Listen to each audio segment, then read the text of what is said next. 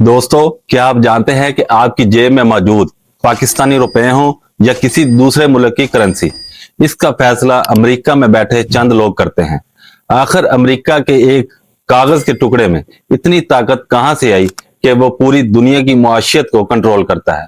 ये कोई इत्तेफाक नहीं, बल्कि साल 1944 और 1971 में खेली गई एक ऐसी माशी चाल है जिसने अमेरिका को सबसे बड़ा फाइनेंशियल सुपर पावर बनाया। चलिए आज इस पूरे खेल को समझते हैं। जुलाई 1944 में जब दूसरी जंग अजीम खत्म हो रही थी, अमेरिका ने 44 ममालिक को एक जगह जमा किया और एक मुआहिदा किया जिसे ब्रेटन वुड्स एग्रीमेंट कहते हैं।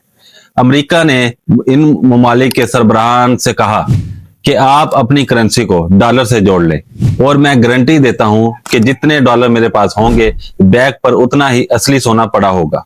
जंगी क्राइसिस की वजह से दुनिया ने इस पर भरोसा कर लिया और इस तरह डॉलर इंटरनेशनल करेंसी बन गया। लेकिन कहानी में असल मोड़ तब आया जब 15 अगस्त 1971 को अमेरिकी सदर रिचर्ड निक्सन ने टीवी पर आकर एक ऐसा ऐलान किया जिसने पूरी दुनिया को हिला कर रख दिया। इन्होंने ब्रेटन वुड्स मुआहिदे को यकतरफा तौर पर खत्म कर दिया और कहा कि आज के बाद डॉलर का सोने से कोई ताल्लुक नहीं होगा, यानी अमेरिका जितना चाहे डॉलर बगैर सोने के छाप सकता था।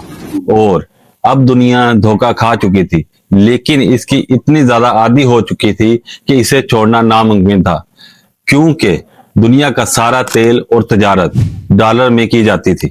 यहां समझने की बात है, अमेरिकी डॉलर की असल ताकत सोना या चांदी नहीं, बल्कि दुनिया का इस पर अंधा एतमाद है।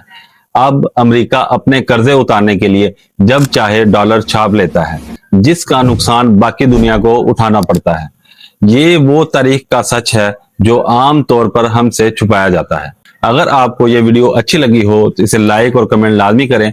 ऐसी मजीद नॉलेज के लिए मेरे चैनल को सब्सक्राइब करें। शुक्रिया।